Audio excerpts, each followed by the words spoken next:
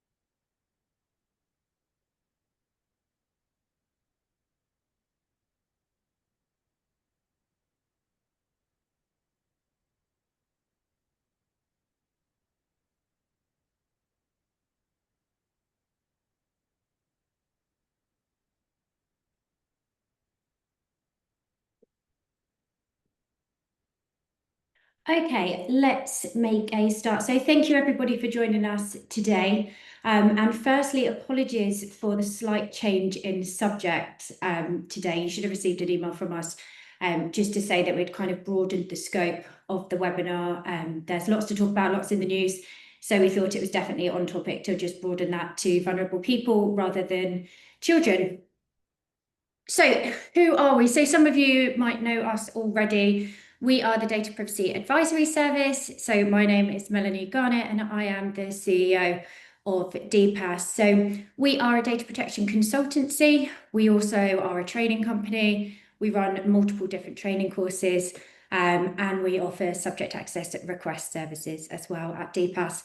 We also have a whole host of free webinars. So feel free to go to our website and sign up to as many of our webinars as you can. We've got webinars right through until February, I think, on the website at the moment. And we also have our free conference as well, which we've just started to advertise last week, which is in Bristol in 2026. So again, you will find that on the website and we will share a link to that in the next couple of days with you. So hopefully we will see you there.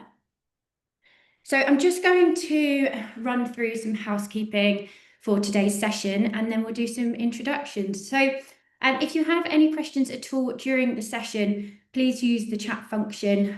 We will address them. We'll address as many as we possibly can. Please be as open and honest with questions.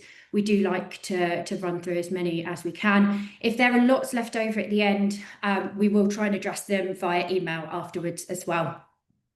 The webinar is being recorded, however, none of your faces will be visible, but we will share the recording after the webinar in the next couple of days, just so you've all got a copy and you can send it to colleagues. The webinar is going to last for approximately 60 minutes. We will hope not to go over. We will follow up with an email with a survey. We ask that you do complete this, please, because it really helps us to inform the next webinars that we're hosting and get some ideas from everybody to see what topics you would like. And finally, sort of a bit of a trigger warning, we will be discussing some sensitive topics today, including suicide. So that is a trigger warning. Obviously, if you need to jump off, then that's absolutely fine. So first and foremost, introducing your panelists. So today we have Natalie and Emma. So Nat, over to you. Can you introduce yourself? Yeah, perfect. Thanks, Mel. Good morning, everybody. I'm Natalie, or just Nat is absolutely fine. My official title is Head of Consultancy at DPAS. So I have seen plenty of organisations doing plenty of different things and different approaches on how they are trying to protect vulnerable people. And with me, I have got Emma. Hi Nat, and thanks Mel for the intro. So yeah, Emma Martins. I started my data protection life lots and lots of years ago as a DPO in the public sector, and then moved into working in the regulatory office in the Channel Islands, and I finished that role just over a year ago now. And I work now for the Data and Marketing Commission in the UK in various other advisory roles. So that's me.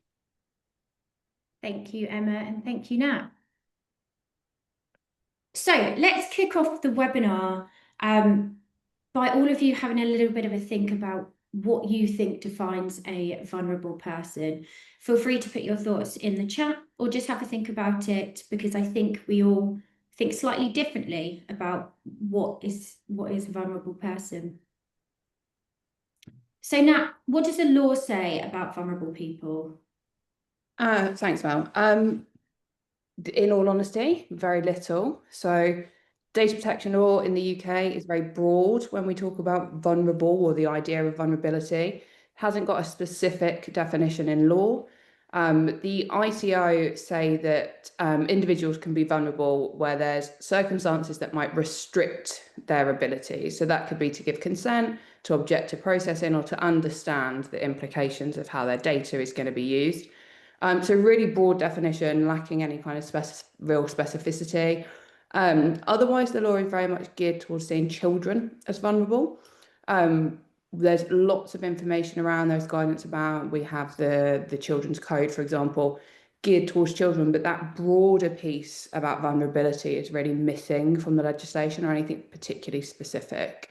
Emma, I'm sure you will come at a slightly different angle.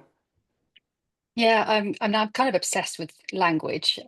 So I often go to the dictionary if I'm thinking about a concept. And in the context of vulnerability, the dictionary talks about being exposed to the possibility of being harmed, or someone who is weak or without protection. And for sure, the legislation points us, it gives us cues about the sense of being vulnerable, of needing extra protection, the extra compliance duties. Nat mentioned children, their special category data as well.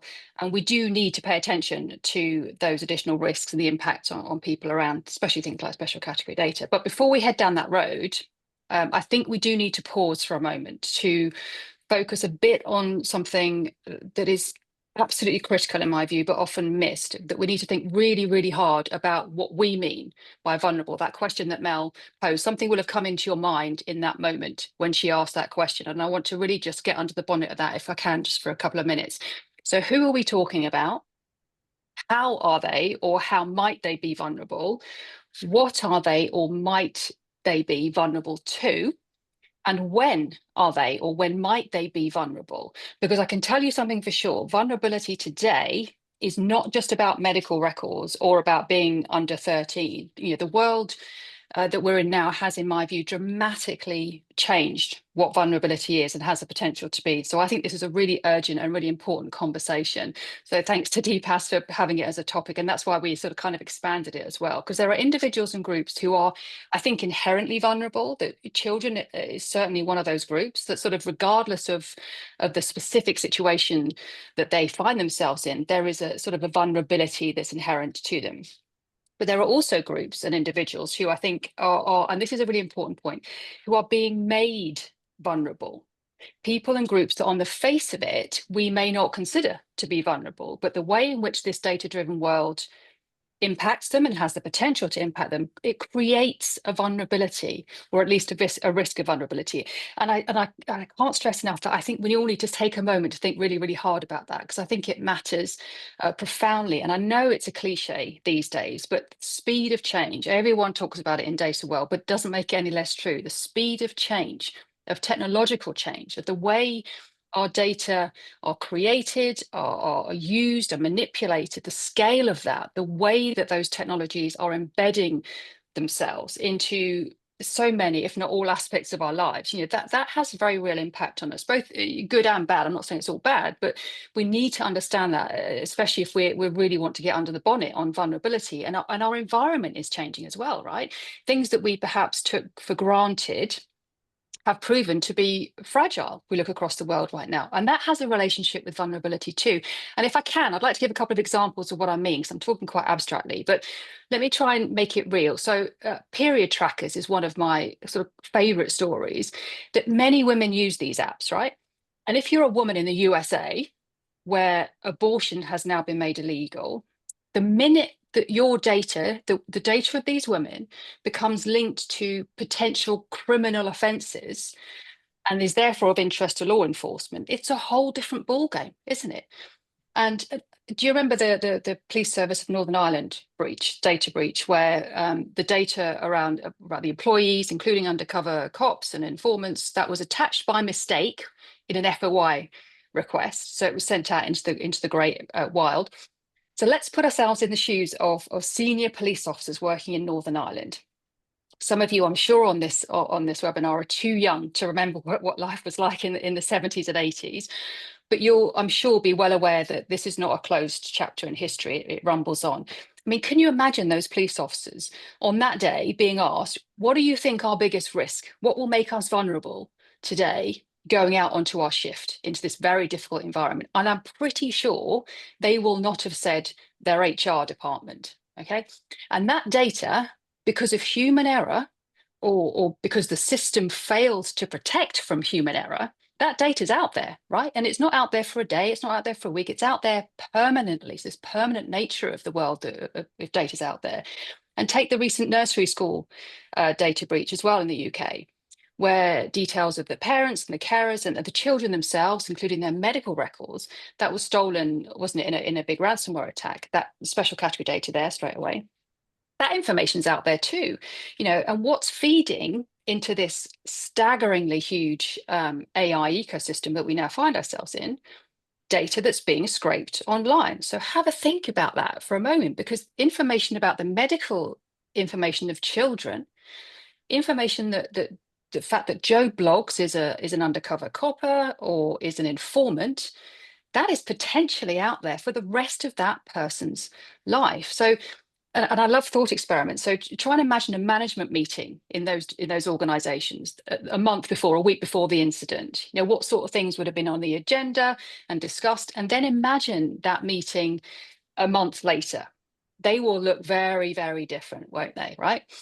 And that is a lesson. That is a lesson for us all, but we need to be paying attention to that. So I do think we're in a world where, sorry, I know I'm rambling on, but I do think we're in a world where sadly vulnerabilities are not only exploited, but they are created. And that can be deliberate or by omission or by neglect. And that requires us as professionals in this space, but also as citizens, as parents, as human beings, quite frankly, to look wider, to look more carefully about what we mean by vulnerability, because we're part of that ecosystem, right? We're not bystanders in any of this. And if you're a DPO or privacy lead, you know, be really, really alive to what's going on in the industry and beyond, and be responsive to these things. You know, build them into and feed them into your compliance program in a way that goes further than just stating whether you're processing special category data or whether you're processing information about under 13s.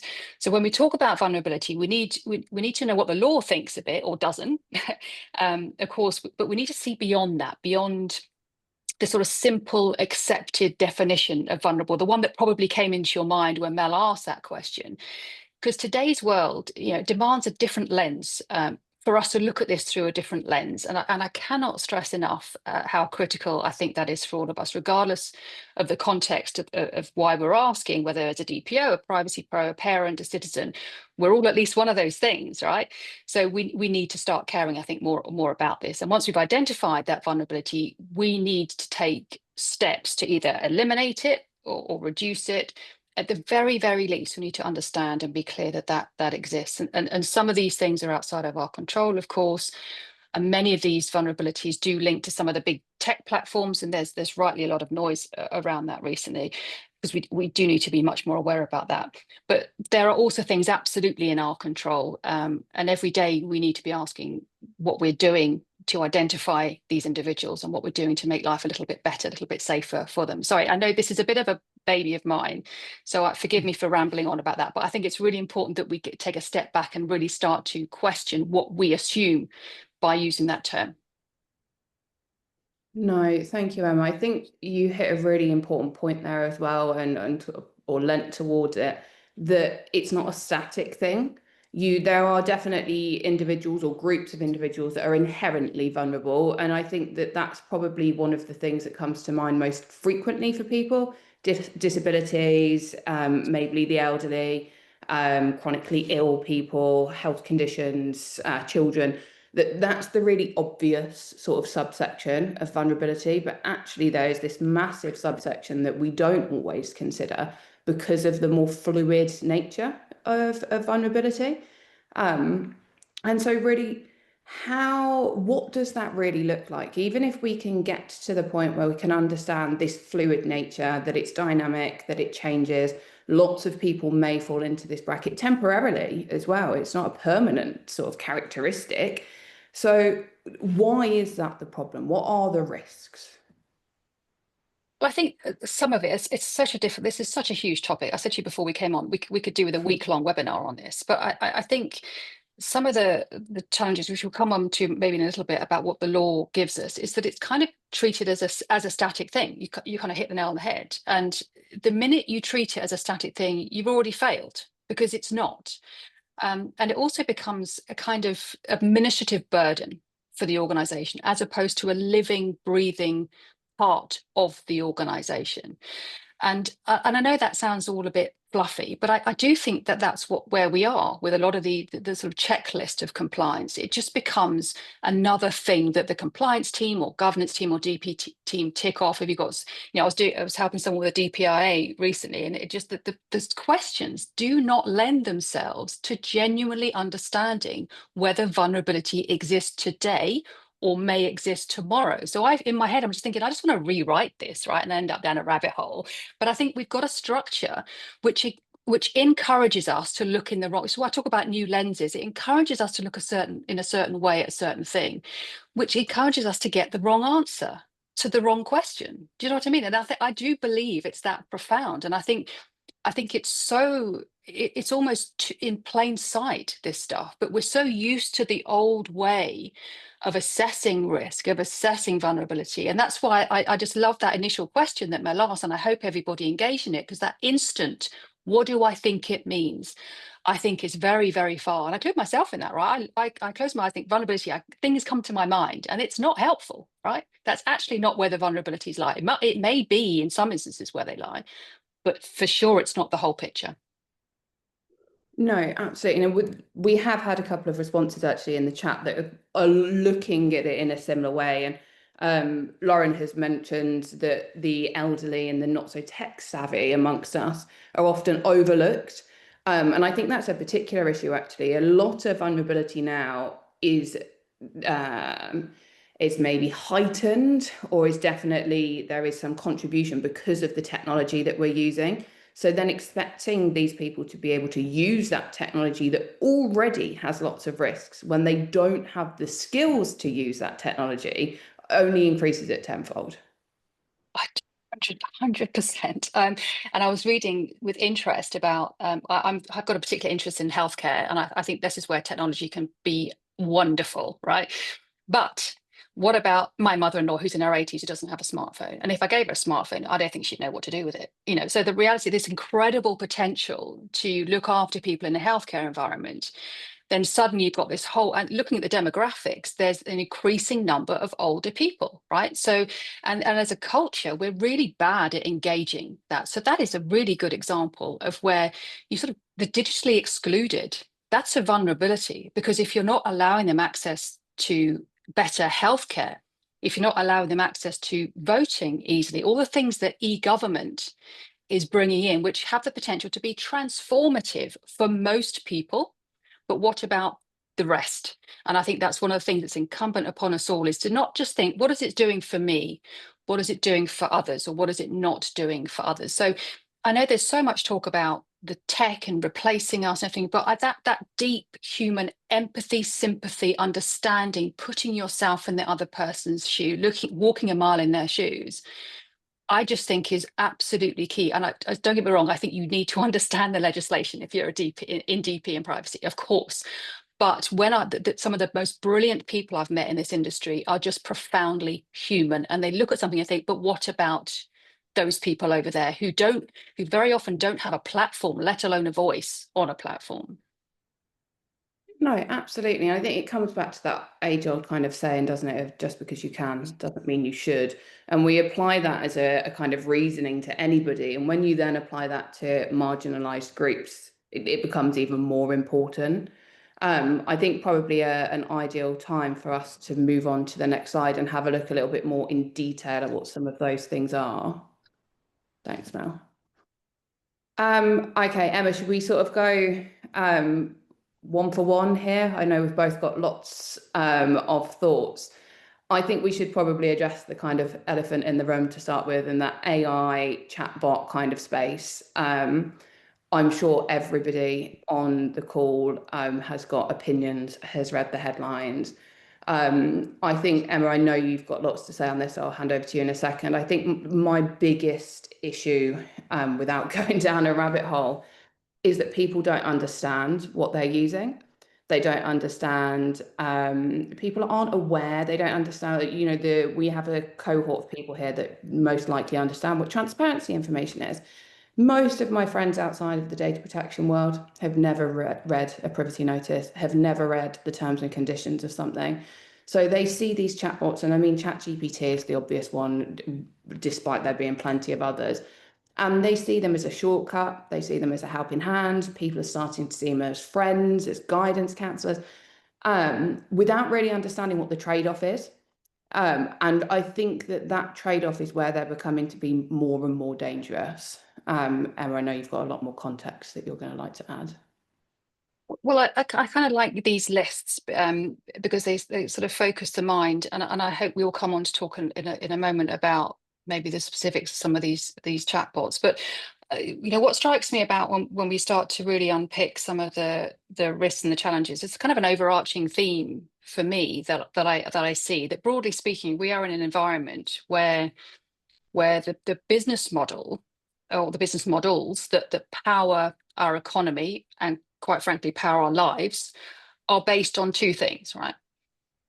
Apart from the money, it's always been money, right? But it's based on data, and it's based on attention, and those things lead to money. So if we look at things like social media and AI and chatbots, what's the end goal? We need to be always ask the why, right? What's the end goal of that?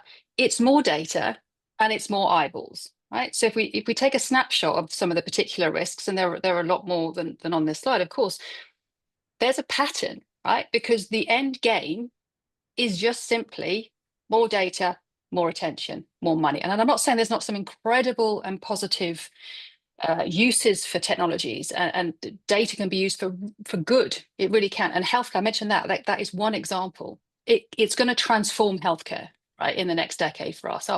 The next generation are not going to recognize healthcare, but we need to be clear-eyed that there are other things going on here, right, as well. And we risk kind of sleepwalking into all the stuff that we don't want to see as well, because it's all so embedded, it's all so easy, it all feels so normal to us now, the tech around us. And there's a metaphor, isn't there, you might have heard of, which is called boiling a frog, when the frog, you know, the sense that we all get so accustomed to a deteriorating situation that is not in our interests, but we simply fail to react, and things get worse and worse and worse, but we just go, well, never mind. And at the end of it, we know what happens to the frog. So maybe in a small way, moments like today, when you're all busy people with so much to do, but this is an hour where we just take ourselves out of that boiling water for a moment and survey the landscape and take a breath and say, where are we actually going with this? And this list, you know, yes, the chatbots, the age verification is a whole webinar in itself around the online safety. I touched before on the permanent nature of information online. That is massive. That is huge. A data breach from 20 years ago would be contained. A data breach today, that's it. That's in a chat. That's in an algorithm. That's in an AI chatbot for the rest of human history, potentially. So the sense of vulnerability, the sense of risk and danger and harm is transforming in front of our very eyes. And of course, dark patterns, poor design, that's by design, right? When you've got sort of bad actors, as I would call them, who are intentionally trying to manipulate people. And again, that feeds into vulnerability, even the simple as consent or no consent. The consent, the opting in is a nice bright button on the screen. The opting out is tucked away somewhere in grey that you can't see. So it literally all around us. So again, we're all a bit like frogs in that water. So let's just climb out for a bit, shall we? Yeah, I'm with you with the climate out. I think probably a good time to mention, a few years back now, I watched a documentary on Netflix called The Social Dilemma. For anybody that hasn't seen it, I would really recommend it. And there's a bit of it that sort of had stuck with me, I suppose. And for anyone that hasn't seen it, the general theme is they are senior members of staff, or were senior members of staff at most of the large sort of social media platforms, and the majority of which stepped down from their positions because of ethical reasons. And so it looks into how data is used and some broader issues, but there's a particular focus on kind of the way that these platforms are making money. And one of the key things that's really highlighted is if it's not free. We might not be paying for it with currency, we're paying for it with the information that you are providing it. Facebook, Meta, obviously a regular in the headlines. I had no idea, I'm quite happy to say, up until watching it, quite how intelligent they are as a platform. You know, they're not just this message board that they started out, or we were to believe. And then once you start combining that with some of this ad tech industry, I hear all of the time from friends things like, oh, my phone's listening to me, or, you know, how has that advert come up? And although I wouldn't say they're inherently vulnerable, there is this like vulnerability in their illiteracy where that technology is concerned. It's an epidemic of people sharing information willy-nilly without even realizing that they're sharing it. Twitter, Instagram, with images even more so. And all of those platforms really are designed, some of them are designed to be addictive, some of them are designed with these dark patterns in mind. You know, they're trying to make you engage, they're trying to harvest more data. I think it's a really interesting, we're at a bit of a kind of crossroads of people starting to be more educated about the risks of using certain technology, but not applying the same theory to the broader kind of environment.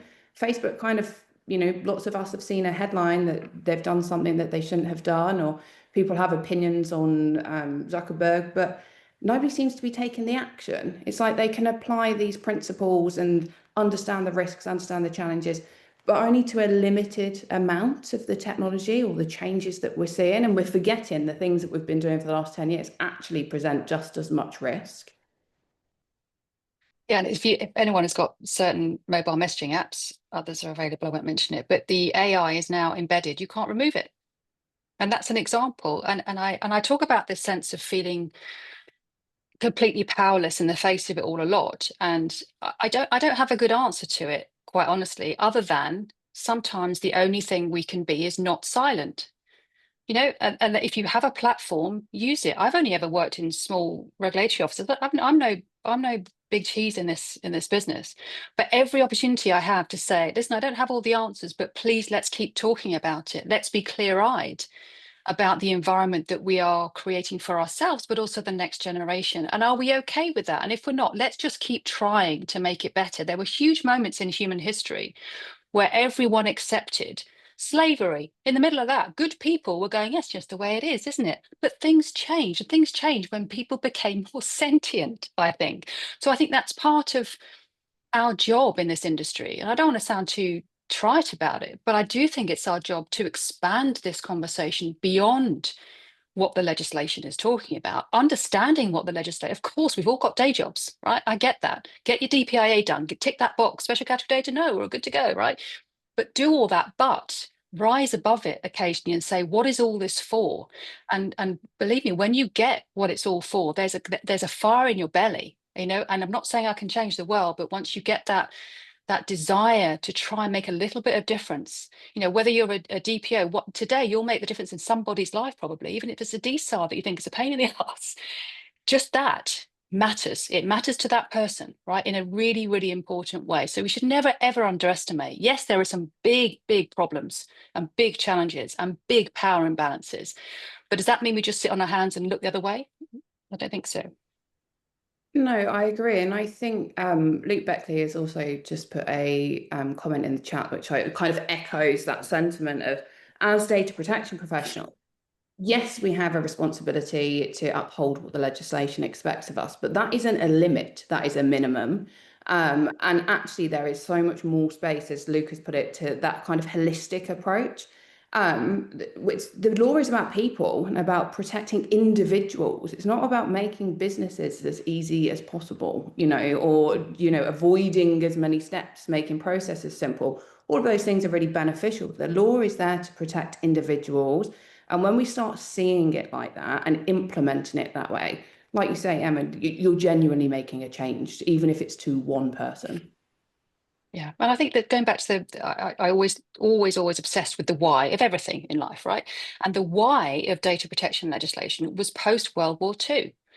And now that if you look at the language around the European Union approach to it, it's quite heavily based on the economic benefits. Yeah, and I get that there are economic benefits, but the birthplace was what happened to humanity during World War II.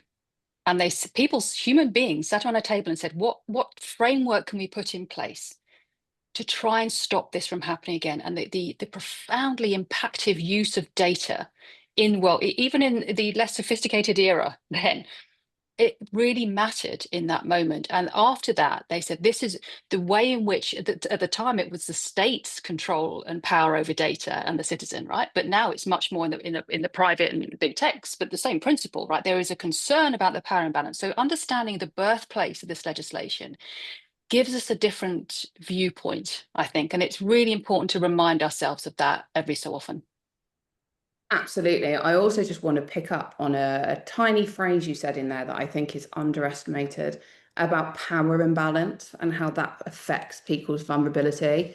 That you could be vulnerable because of the position you're in at that time, in that scenario. You don't have to be vulnerable all day, every day. It could be really, really specific.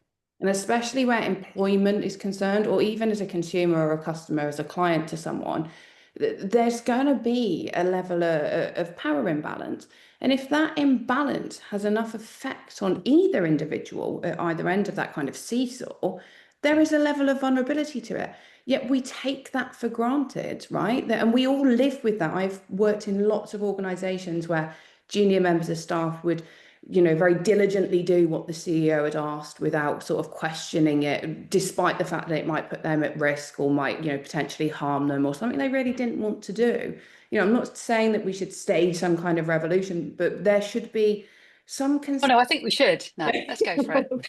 But it's not right? That's something we just overlook. We've just accepted that, oh, the big boss or this person's important. And Emma, like you were saying earlier, the big cheese. This person's got a big platform on social media, so what they say should be right.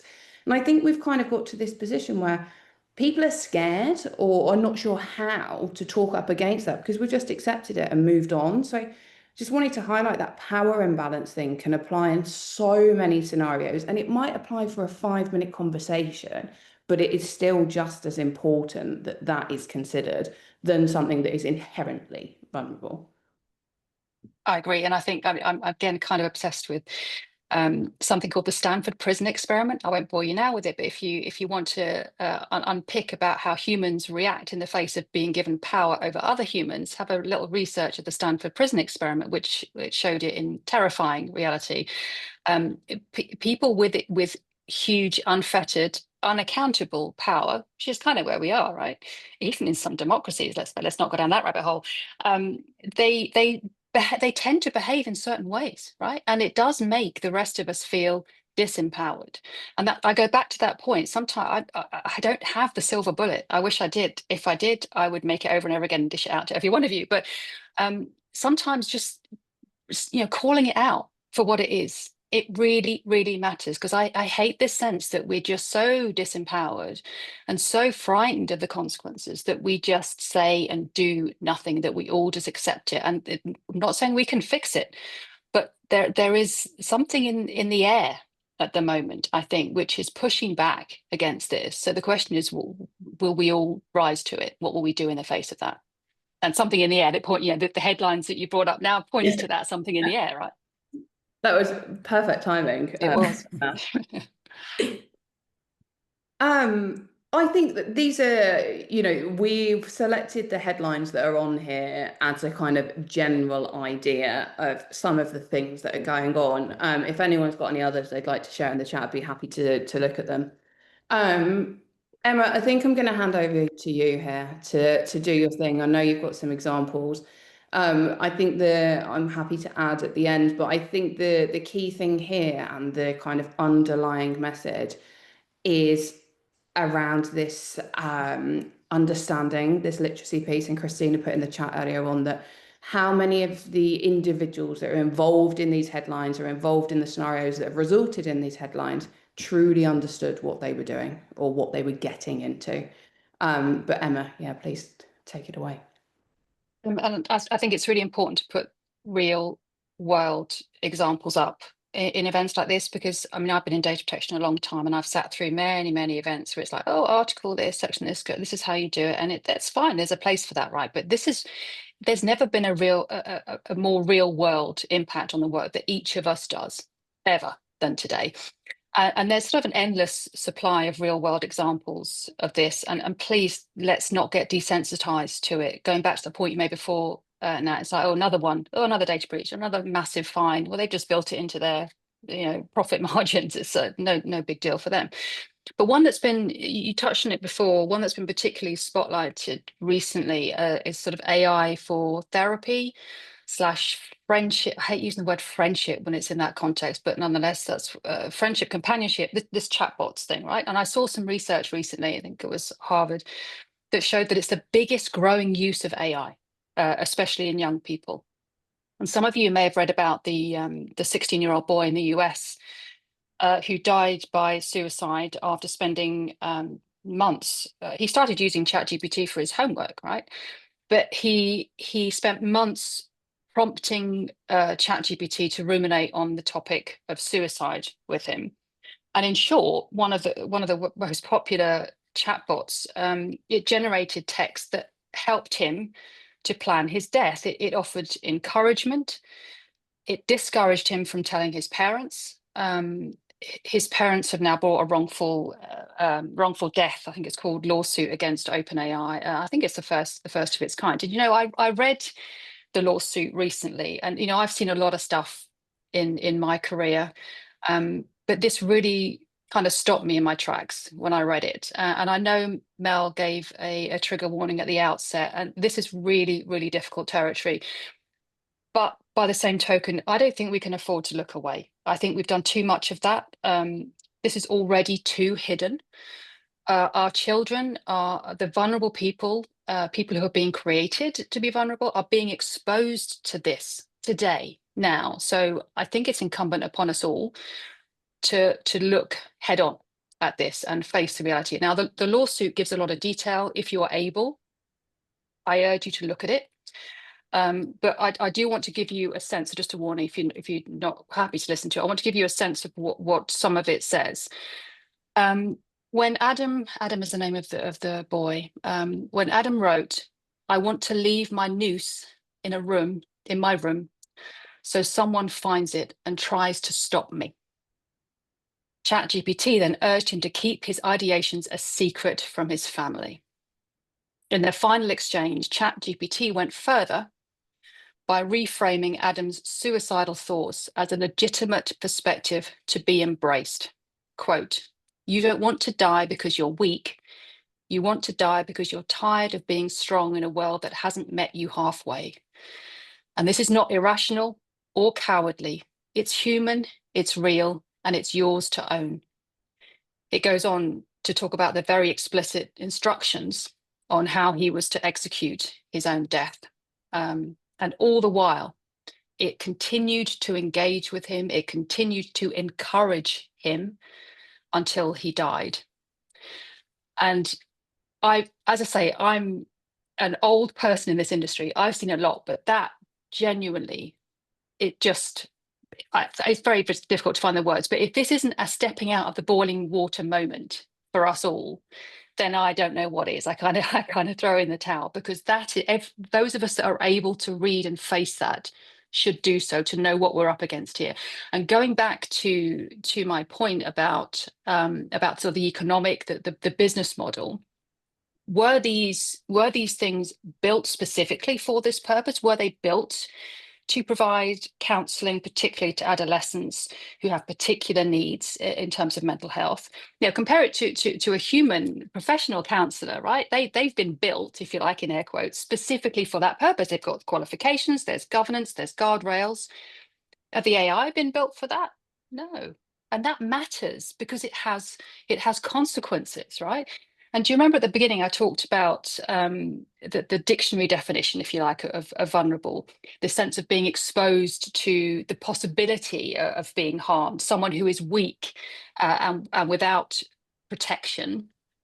And what we must avoid, I mean, seriously avoid, is this sense that this exposure to the possibility of harm, that the weakness, that the lack of protection is somehow inherent in this world to certain people, that's just the way it is, that, you know, it's not just the way it is. It's some of it, so much of it comes from the things that we are doing to each other, or that we're neglecting to do to each other, the decisions that we are making or failing to make. And just because, you know, to go back to that point you made earlier now, just because we may feel and may well be overfaced when it comes to some of these big platforms, it doesn't mean that we give up. You know, as an industry, as a community, we need to know what we stand for, and then we need to stand for it. And that means taking a human first approach to everything we do. It means calling out bad stuff. And it means thinking very, very carefully about the real world impacts on everybody with what you're rolling out in your own organization, and future uncertainties as well, and giving your absolute attention to that. You know, I'm far from being a pessimist. Those that know me will know that I'm not a pessimist in life, but I do spend a lot of my time thinking, what's the very worst that could happen in this situation? And, you know, that's not about pessimism. Please do not mistake that for pessimism.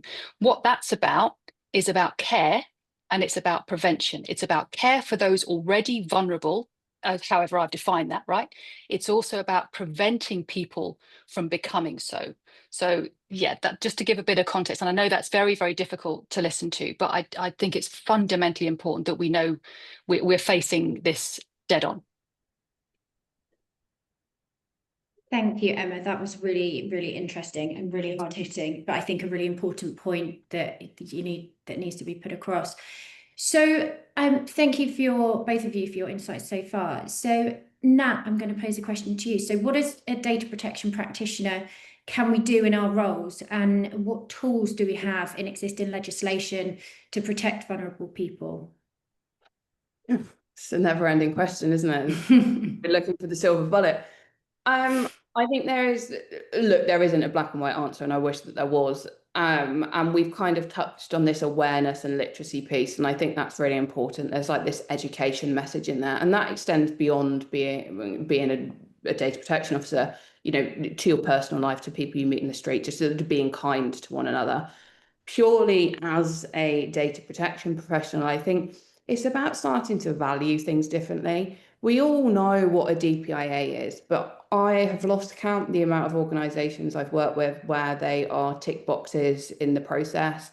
They are templated forms that people have almost templated answers for, and there's no real consideration for what the real need or value of a DPIA is. And that's really informative to that process. And there's a couple of other things on the slides, such as data protection by design and default, fairness, transparency. And your DPIA should be looking at those and informing those. That DPIA should be doing on a decision-making stage, not after the fact, not when it's too late. It's there to inform us and, you know, tell us what the risks are. And then things like transparency information that is designed for the target audience so that it is understandable is a result of a well carried out DPIA. We're going to potentially mitigate these risks that we've assessed by making sure this information is accessible. And the law is explicit about the fact we should be doing that. You don't see it done very well. And all of those things really get built into this data protection by design and default kind of idea that it should be at the forefront and it should be planned. We should be having these conversations when we're thinking about new technology, thinking about new processes, products, services, whatever sort of industry you're in. So we're making sure that these people that are vulnerable are considered at the concept of this idea. It's not an afterthought, and we haven't designed the entire process and then bolted something on that, you know, we can kind of make ends meet. That it's embedded in the way that we're doing things. I think there's much broader things to be discussed than that, but from a legal perspective, we need to be ticking these boxes as such, but doing them in the way that they were designed, not just doing a DPIA, you know, because the law says we need to do one, but because we genuinely want to identify the risk, assess that risk, and then we can put things in place to mitigate it. We're going to provide transparency information in a way that is fair and that is genuinely informing individuals of what we're doing with their data. So they're not just being used as legal compliance exercises, but genuinely being used as tools that inform our decision making. You know, we could, conscious we have 15 minutes to go, and it's a huge topic. But yeah, I think that it's about value. It's about making sure the things we're doing because we actually value the output, not just because the law says we need to do it. And if I can jump in, maybe if you've got time. I mean, the law isn't perfect for sure, but it really does give us some strong, impactful foundations from which to start. And I would stress start, right? And I'm clear this is part of a bigger jigsaw. Yeah, the lens that I talked about before that we have to look at all this stuff through, a lot of it is legal. And we need to get that nailed, but there's a big chunk of it that's ethical. It's about human values. It's about culture in the organization. You know, the headlines around accountability, fairness, transparency, information to be provided, DP by design and default, DP impact assessments. Those are really, really key. And you know, going back to your question about the DPIA, is the C-suite interested in this stuff? If you're listening today and you're on the C-suite, get interested. Have it on your risk register. Take yourself back to a little thought experiment about the management team of the nursery or the Northern Ireland Police Service, and look at the management meetings before and afterwards, and make yourself the management meeting of after, right? Look at it through that lens.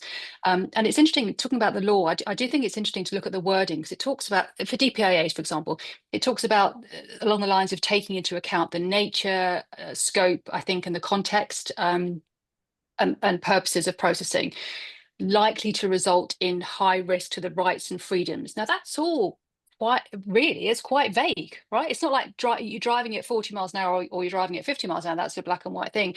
So to engage with those things, you need to be thinking really carefully about the nature, scope, context, and purposes and impacts, and risk to whom? Because you might be thinking about risk to my business, right? If I get a fine, but what about the risk to people downstream? Those children, that the 2-year-old whose data is now on the dark web, with the medical condition that they have for life, when they're 50, that's still going to be there. At the minute, they can't articulate what that problem is, but they will know it when they're older. So a risk, you know, 20 years ago looked very, very different as well. So the question of risk proximity, I think, is important here, because risk has been pushed beyond our immediate borders, whether that's your home, your work, or our country, because these platforms, the platforms that our kids are on, that we're on, are located a long way away, right, with very different regulatory environment, and the reality that going back to the power imbalance, that's skewed.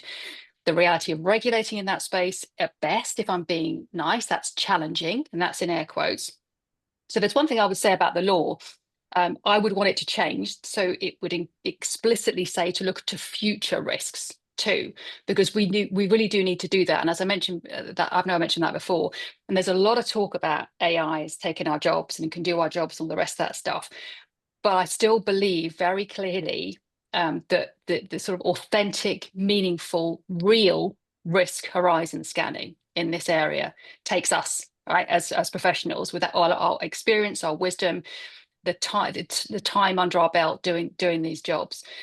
But we need to look at it through that different lens. We need to understand how our roles have evolved dramatically in the last 2 years, let alone anything beyond. We need to understand how our skills need to evolve too. But I know I'm like a broken record. This is a bigger, it's one part of a bigger jigsaw, right? So don't look at the law and these obligations as being the bookends to your compliance program. You know, that once they're done, that's good, they're in place, move on. risk, potential for harm, potential for vulnerability. These are living things. They are evolving things.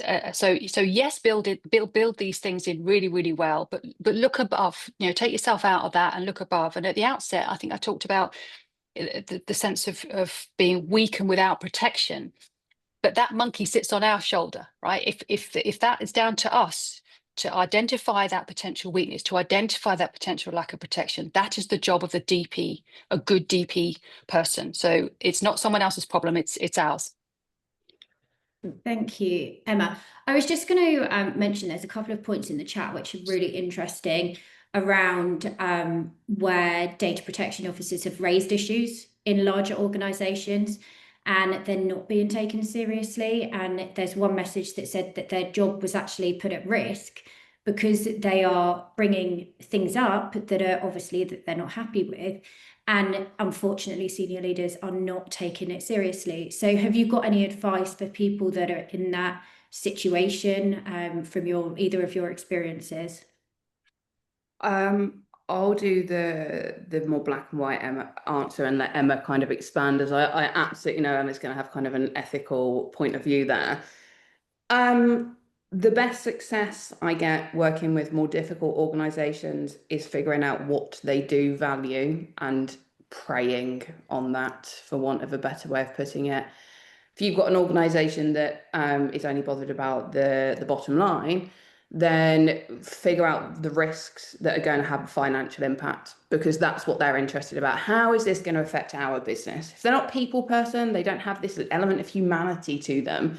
We're flogging a dead horse trying to say that we really need to consider these people and it's the correct thing to do. So instead, you have to find the angle that is going to make them sit up.